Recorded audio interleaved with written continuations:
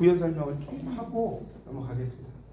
국어학에 이제 한번 체크해보세요. 체크해보시면 제1부 국어와 국어학을 제가 저번 시간에 좀 설명을 드렸는데 거기서 이제 조금 핵심만 보면 그러니까 국어라고 하는 것은 이제 그 4페이지에 4페이지 보세요.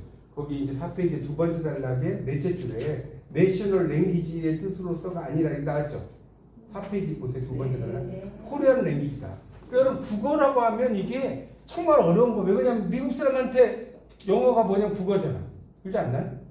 미국 사람 자기 나라 말이란 말이에요. 그러니까 원래는 한국어라고 하는 게 좋다. 그런 이야기 쓰는 거고요. 그거만 알면 돼요. 그 다음에 5페이지에서는 이제 한국어가 뭐 중요하다. 뭐 이런 이야기, 독자성이 있다. 뭐 이런 거. 여러분 아까 이제 국어학이 좀 어렵다고 하시는 분 계시는데 국어학은 오히려 국문학보다 훨씬 쉬워요. 왜냐면 외울 게 딱 정해져 있어. 그것만 딱 알면 끝난 거예요. 국어학은. 그리고 한국어 위상하면 한국어 위상이 높아졌네 이것만 알면 돼. 그거 뭐 여기 어쩌고저쩌고 나왔지만 한국어 위상이 되게 요즘은 한국어를 많이 배우려고 한다 이거고 이제 언어의 특성에서 이제 조금 공부할 게 있는 거예요. 맞죠? 이제 좀 못 오신 분에서 간단하게 복습하고 넘어가는 거예요. 빨리 넘어갈게요. 창조성. 그러니까 언어라는 것은 그 전에 없었던 여러분 생각해보세요. 세종대왕교 오피스텔 있었겠어요? 세종대왕교 있었겠어요? 네? 호텔이 있었겠어요? 없단 말이에요. 비행기 이런 거 다 없었단 말이에요. 그죠? 그런 것들이. 그러니까 점점 시간이 가면서 이렇게 생기는 말. 이게 창조성이에요. 그리고 이제 막 신조어도 다 창조성이지.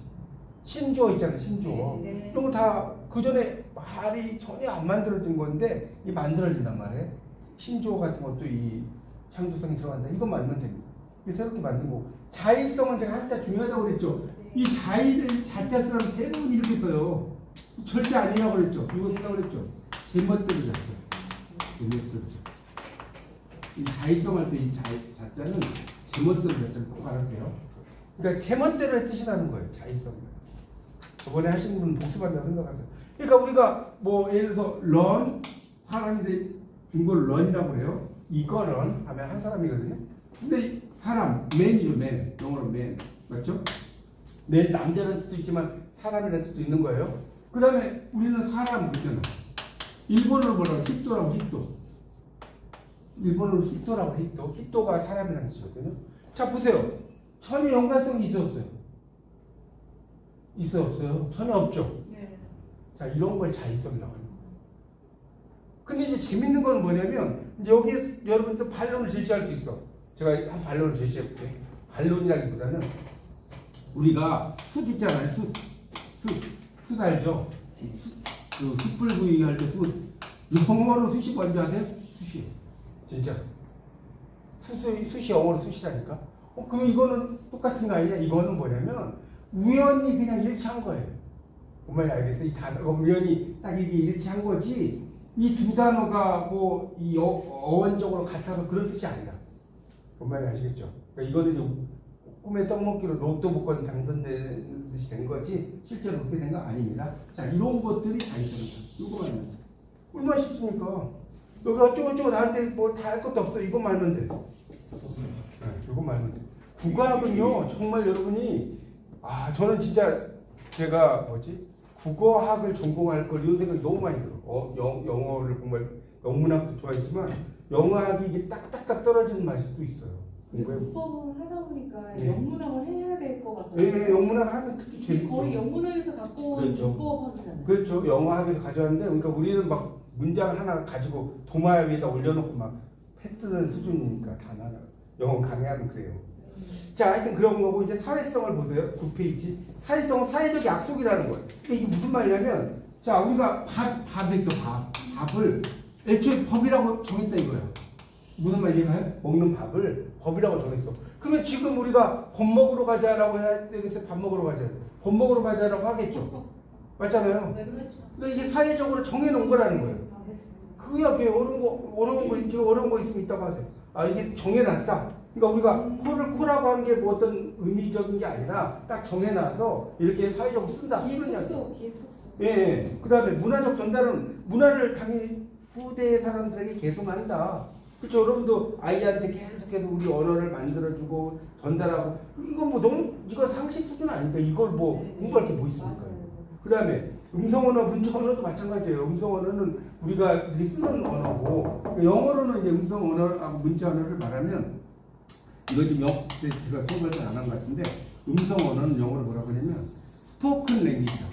말해진 언어. 이건 안 썼을 거예요. 문자언어는 리튼 랭귀지. 이번에 한 거 안 한 것도 써야지. 이번에 들으신 분 질문 WRITT예요. 리튼 랭귀지.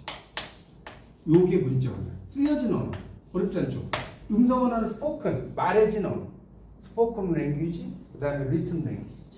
이 정도는 영어 어렵지 않잖아요. 여러분 국문과에서는 영어를 깊이 있게 알 필요가 전혀 없어. 그냥 용어만 알면 돼요. 여러분 그냥 문장을 읽으라고 말 절대 안 하니까. 영문학을 그런 거 같잖아요. 영어학 책이 다 영어책이에요. 진짜.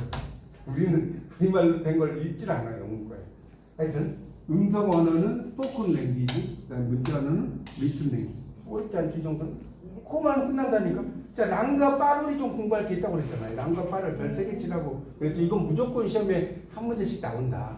그래서 랑과 빠룰은 뭐냐면, 좀 설명을 드리면요.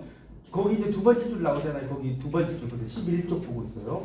자, 랑과 빠룰, 거기 별 3개 쳐놓으세요. 중요합니다. 랑그는 머릿속에 기억되어 있는 추상적인 언어의 모습으로 그 사회에 공인된 상태로의 언어. 반면에 빠룰은 현실적인 언어의 모습으로 개인의 구체적인 언어. 자, 거기 그 옆에다 랑과 빠룰 옆에다가 써놓으세요.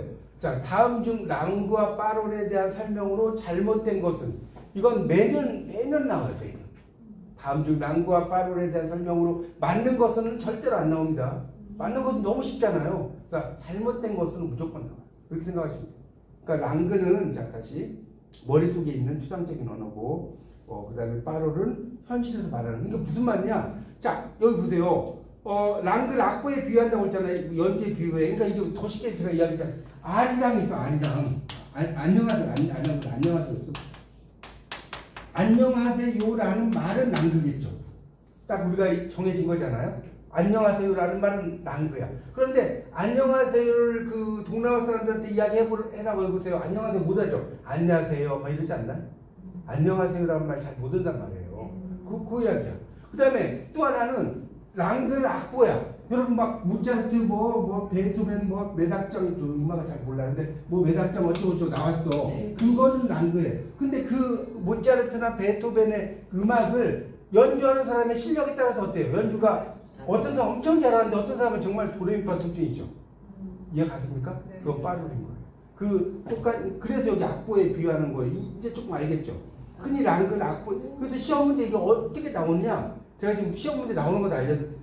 자, 랑그를 자 보세요. 흔히들 언어학자들은 흔히 자 랑그를 빠롤에 비유하고 실제 그다음에 뭐 빠롤 그 랑그를 연주에 비유한다. 이런 식으로 바꿔버려요. 그렇게 시험에 나오죠. 거의 이건 매년 나와요, 매년. 랑과 빠롤 중요하기 때문에. 그러니까 그렇게 알면 된다. 그러니까 이걸 암기하려고 하지 마시고 이해하면 되잖아요. 악보는 고정되어 있지만 실제 연주는 제가 여기 말한 거 나오잖아요. 실력이 엄청난 사람, 여러분 보세요. 음대박 대학까지 나온 사람하고 이제 바이엘 한 20번 한 사람하고 같아요? 이 연주하는 게?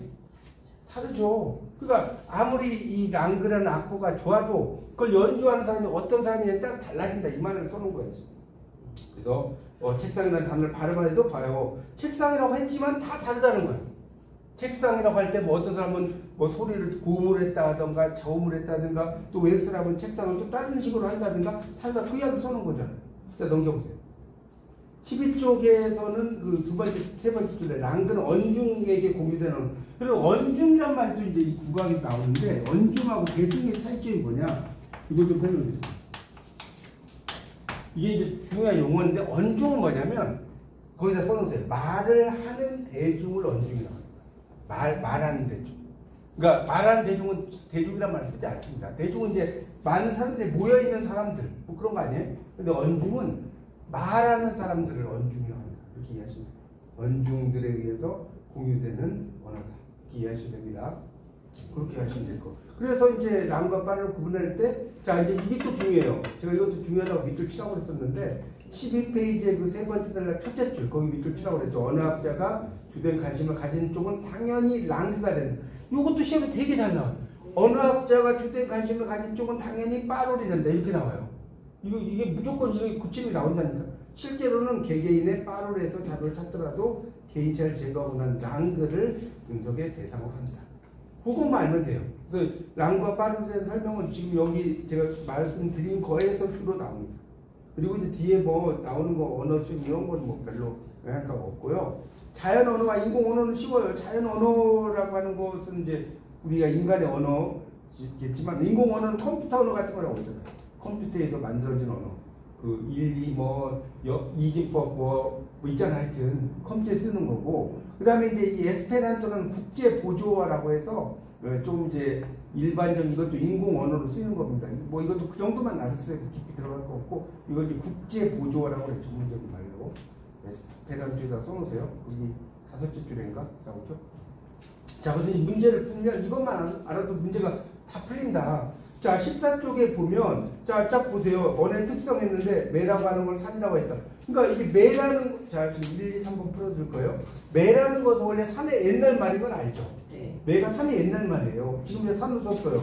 그리고 사람들은 책이라고 하는 것을 받으라고 하면 안 된다. 자, 봐요. 일단 나부터 볼게. 책이라고 정했잖아. 정했는데 받으라고 안 되니까 사회성인 거예요.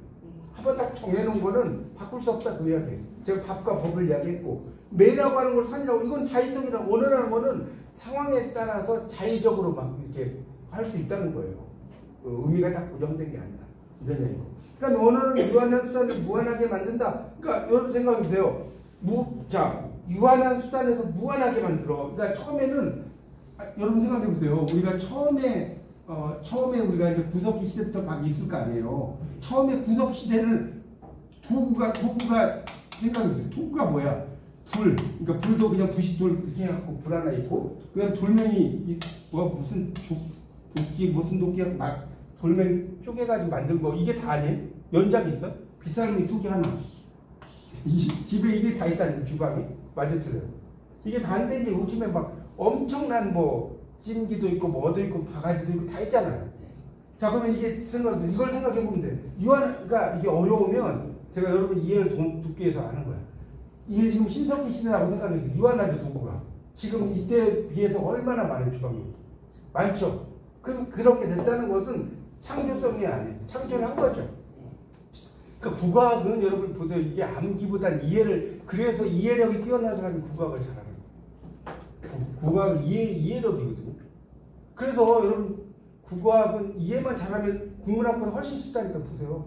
암기할게 국문학은 막 줄줄 외워야 되고 전국의 상충곡을 저는 막 처음부터 끝까지 다 외워요. 근데 그런 걸 줄줄 외워야 돼요. 국문학은.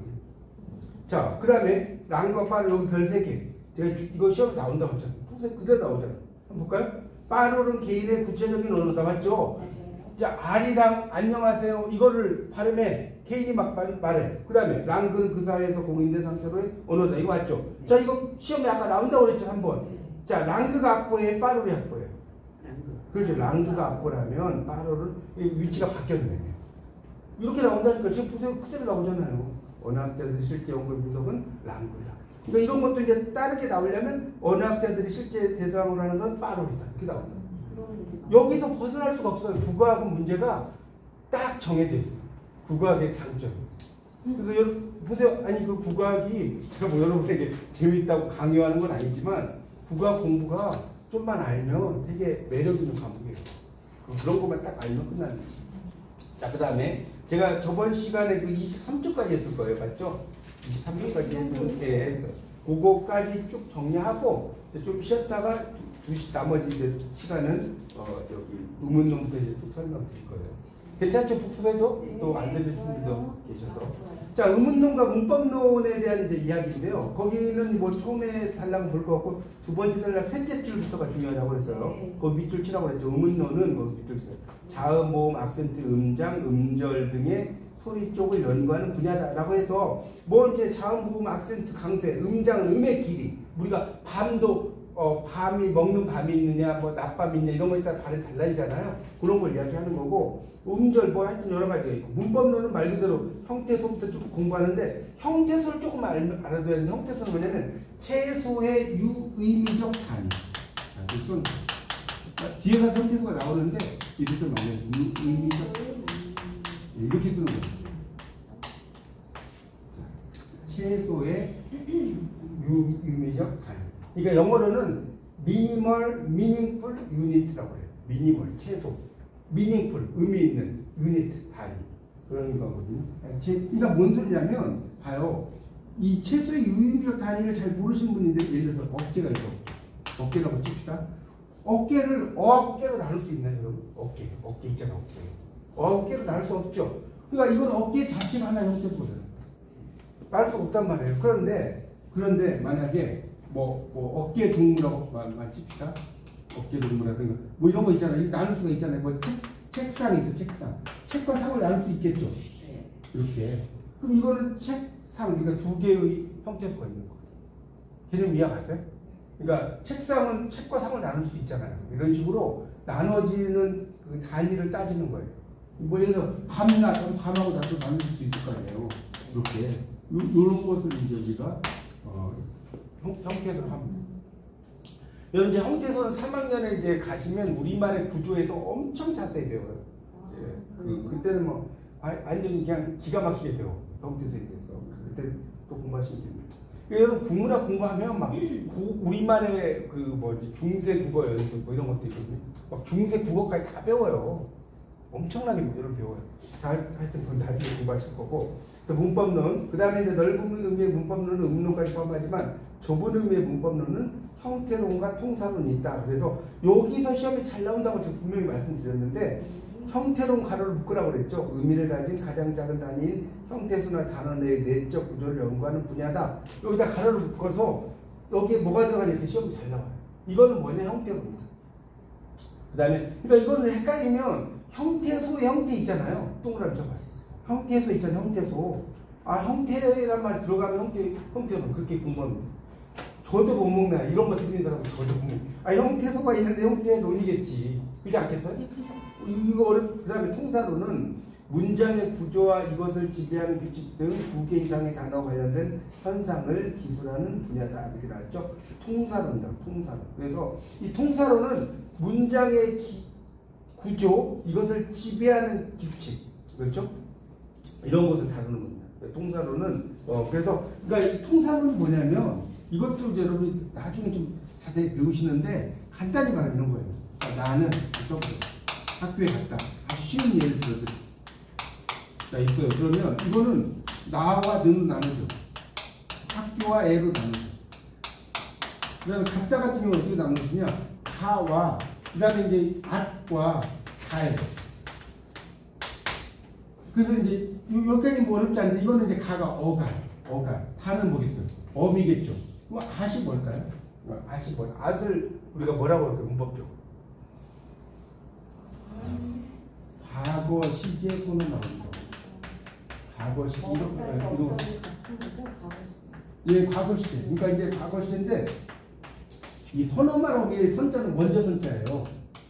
그러니까 어말어미 앞에 왔다.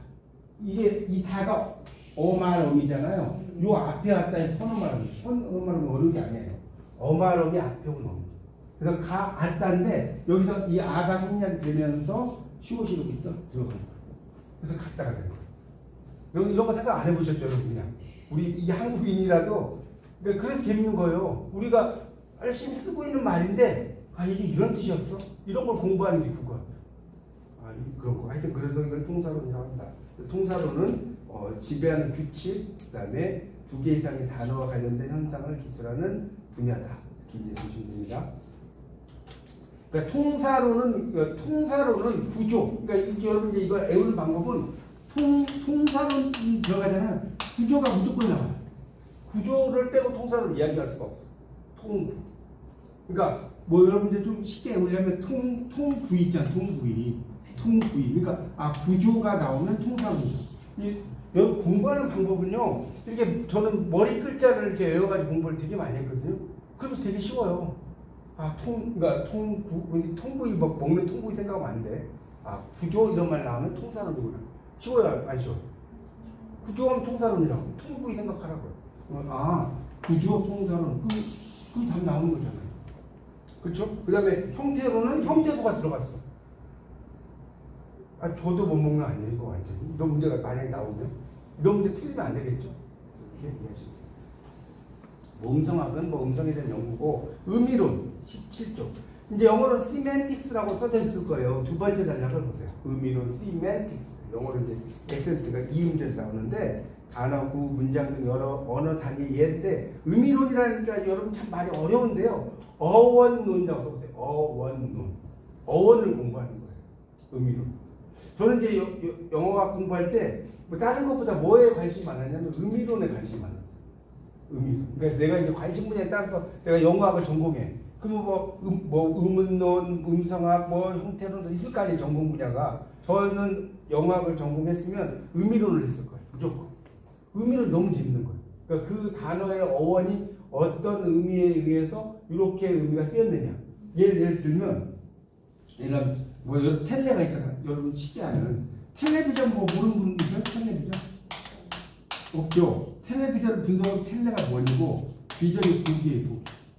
멀리서 오는 것을 전파했다고 본다는 거. 텔레라고 하면 그러니까 하여튼 그러고 텔레토비도 있잖아요. 텔레토비 맞죠?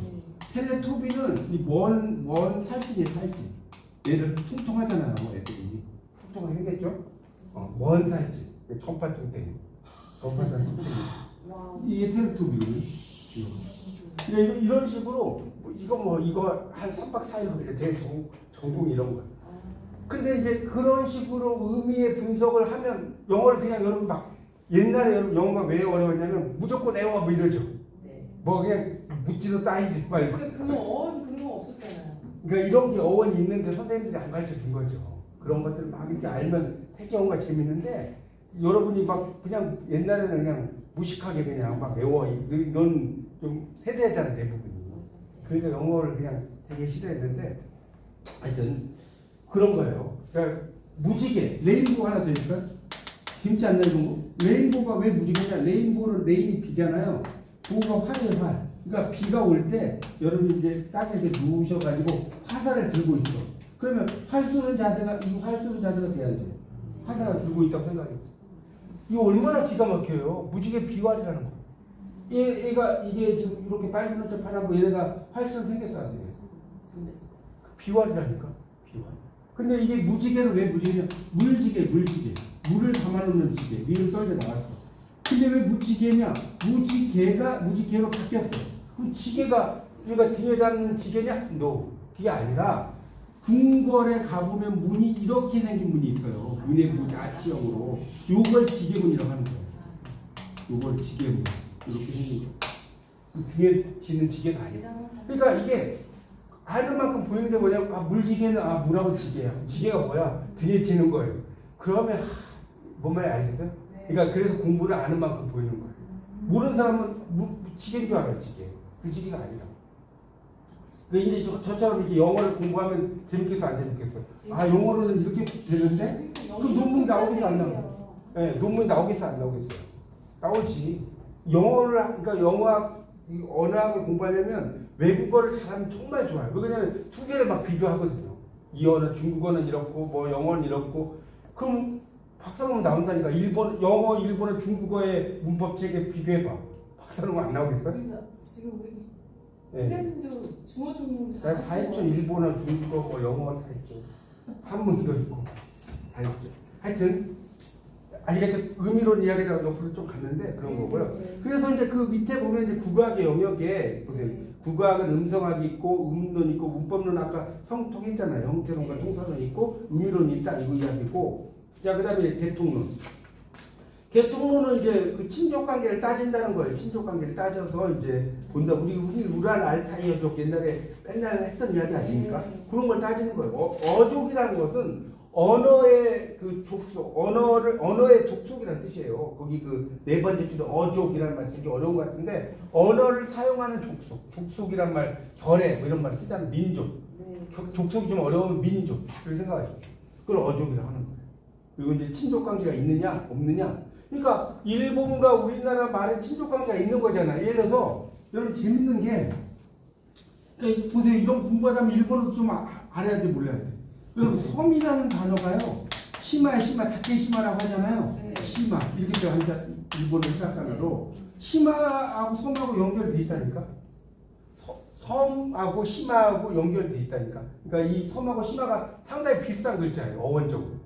그래서 이 시마라는 글자라는 것 자체가 그러니까 이게 우리나라에서 일본어 갔는지 정확히는 우리가 이제 아직규 앙인이 백제시대에 일본을 건너갔다 이런 말 들어보셨죠?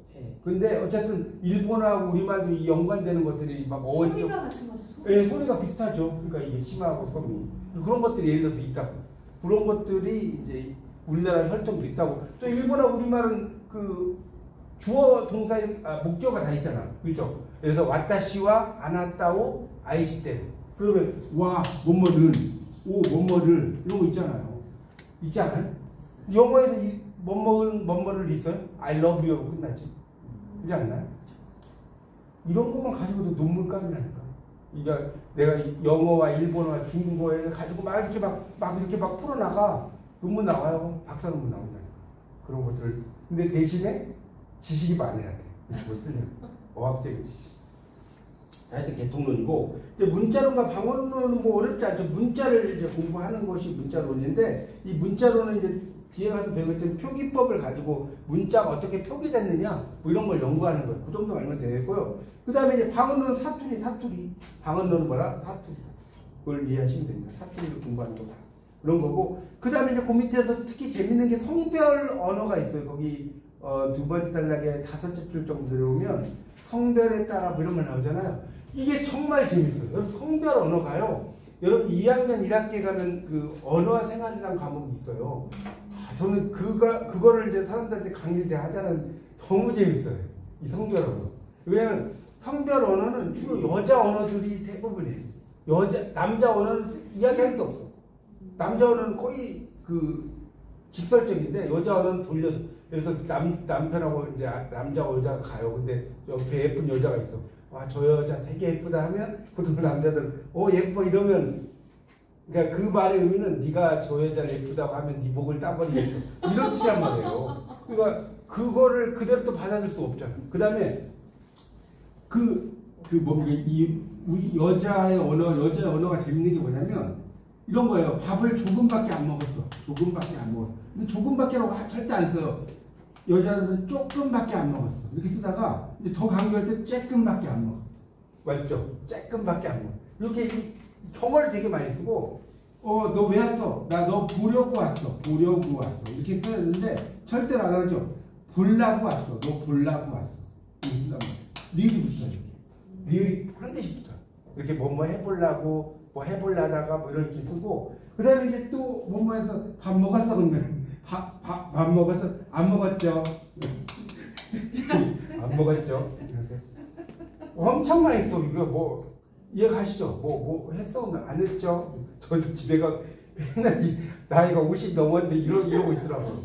그러니까 했죠? 안 했죠? 뭐 이게 왜 그러냐? 유아어에 애기들 언어에 그러니까 그러니까 이건 제 말이 아니고 학자들이 이야기해요. 여자들은 나이를 먹어도 이 유아어적인 특징. 남자가 막 할아버지가 되는데 안 먹었죠? 이러면 웃기지 않아요? 그렇죠?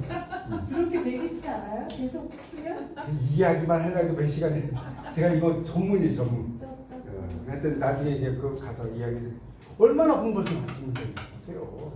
이거 빙산 일각이라니까 제가 알려드린 거예요. 하여튼 성별 언어도 있다 그런 거고 지금 이제 19쪽 보고 있습니다. 그래서 한 언어 안에서 차이를 방언의 차이다. 이거는 당연하죠. 예를 들어서 우리가 길이라고 김치라고 합시다. 더 쉽게 말해. 김치. 근데 이 전라도는 김치라고 해 맞죠? 전라도 김치 무슨 모르겠는데 이렇게 길려고 안 해요. 뭐 기다리려다 기둘리다가 뭐 이러죠. 그러지 않나요? 전라도에서는 기다리다가 안 쓴다니까. 너 기둘리다가 뭐 그래요. 하여튼 이런 식으로 이 방언들이 다 다르죠. 지역마다. 그런 거예요. 그래서 그런 걸 연구하는 게 방언학이다. 자, 응용언어학은 여기 뭐 공부할 게 별로 없어요. 20페이지. 그러니까 언어 20페이지는 이제 언어를 이렇게 응용을 한다는 거거든요. 응용을 한다는 건데, 응용언어학은 뭐냐면 실용적인 거에 적용을 하는 건데, 각 보세요. 세 번째 단락을 볼게요. 다른 거 볼 거 없어요. 20페이지. 자, 언어 정책, 언어 교육론, 뭐 이렇게 나오죠? 전선 언어학, 이런 것들 다 응용 언어학이에요. 그러니까 언어를 어떻게 쓸 것인가, 정책을, 언어 교육을 어떻게 할 것인가, 뭐 이런 것들을 이제 공부하는 것이 응용 언어학이다. 그런 것만 알면 돼요. 그 다음에 이제 공시론과 통시론. 요게 좀 중요해요. 21쪽 별표 하나 저도 시고 설명드릴게요. 공시론과 통시론이라는 것은 뭐냐면, 이거 제가 설명을 드렸는데, 다시 한번 복습한다고 생각해요. 이렇게, 이거 분명히 말씀드렸죠. 자, 이렇게 시간이 나오는, 이건 여러분 이제 국어 공부할 때, 이건 기본입니다. 자, 시간을 공부하는 건 통시론입니다. 시간 통시론이에요. 통할 통했어요. 자, 공간은 공간이죠. 공시론이다. 자, 공시론, 시간 공부. 여러분 지금 오늘 두 번 강의했는데 이거 다 모른다. 랑귀가 뭐지 이러면 안 돼요. 완전 계속 흡입이에요. 그래서 이 통시론은 뭐냐면 이런 거예요. 우리가 짐승이라는 게 원래 중생이었어요. 중생이었는데 이게 짐승이 됐다가 다시 짐승이 됐어요.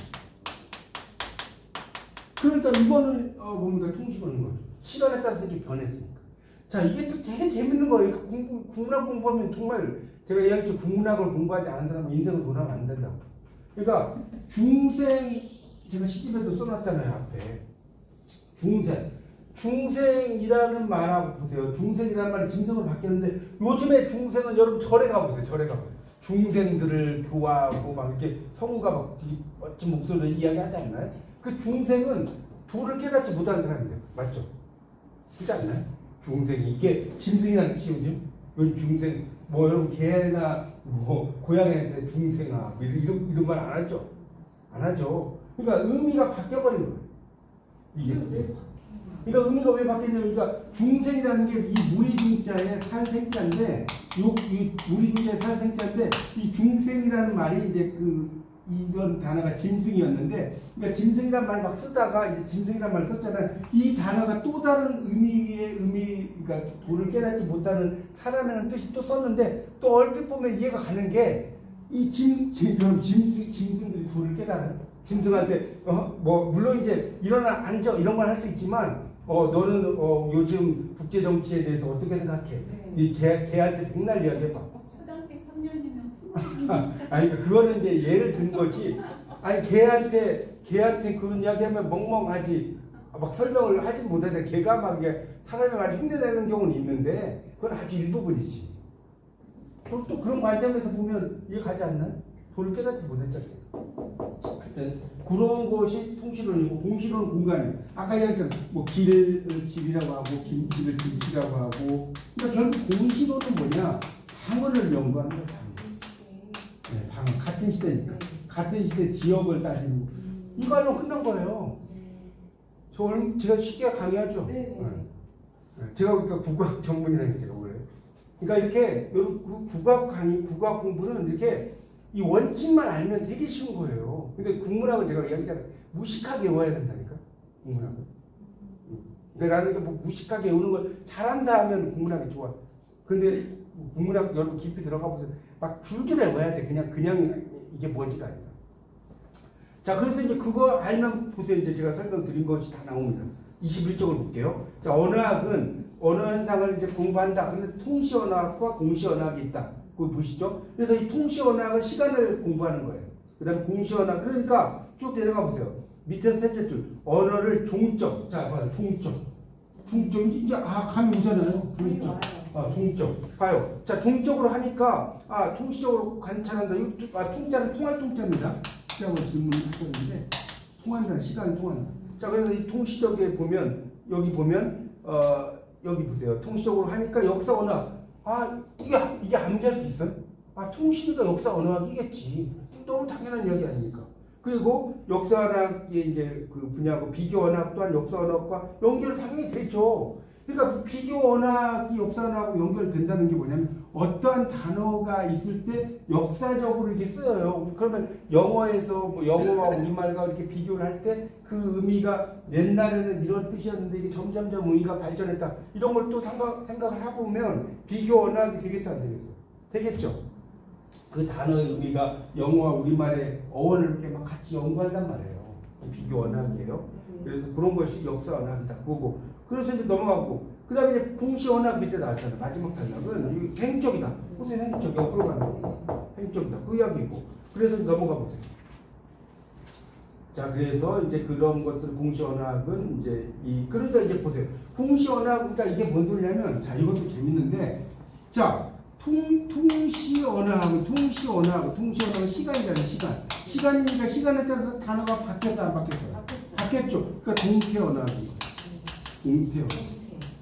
움직일 동자잖아요.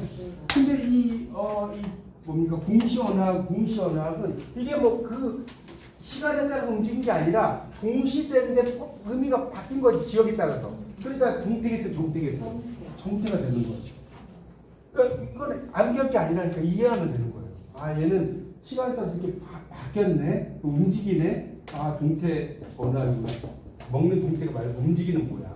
이거는 동태. 아, 동태가 이렇게 딱 하면 끝난 거예요. 이것만. 그래서 자, 이제 문제를 한번 보세요. 국악 영역에 관한 설명도 올바른 것으로 되는데 당연히 좌우모 문장을 연구하는 게 의문론이다라고 했잖아요. 단어 문장의 구조 나왔잖아요. 구조. 통사론이라고 했죠 아까. 통구이. 2번에 구조 나오면 제가 통사론이라고 아까 말씀드렸는데 통사론. 그 다음에 이제 의문론과 의미론 넓은 의미에 좁은 의미. 음성학에서 음성의 기능이나 체계를 연구하는 게 아니라 음성학이라고 하는 것은 말 그대로 음성의 이제 발음의 어떤 기관의 의미들을 따지는 거예요. 뭐 기능이나 체계를 연구한다기보다는. 자, 개통론과 거리가 먼 국악 보세요. 비교 언학 이것도 이제 금방 했잖아. 통시 언학, 아 역사 언학이네. 역사 언학, 비교 언학이네. 맞잖아. 인류 언학은 없잖아요. 그 다음에 공시론과 관계된 게 아닌 거 했는데 공시론은 공간을 알면 끝난 거예요. 그러면 4번을 보니까 언어의 역사적 변천 연구, 그 통시론이잖아. 통시론은 동태. 그러니까 통시론 옆에다 4번 옆에 통시론 쓰시고 통시론 이꼴 동태 언어학이어서 동태 언어학. 그래서 공시론은 정태고 언어의 행적 연구고 고정된 언어 체계 연구다. 다 보세요. 이게 지금 뭐 어려운 게 없잖아요. 네. 그러니까 이렇게 국악은 이렇게 의미의 맥락만 여러분 이해하면 되게 쉬운 과목이라니까요. 그러니까 국악을 여러분 이제 안 해보시고 막 뭐 복잡한 것 같은데 이렇게 하나하나 따져가다 보면 아, 이 국악이 또 매력이 있습니다. 좀 쉬었다 할게요.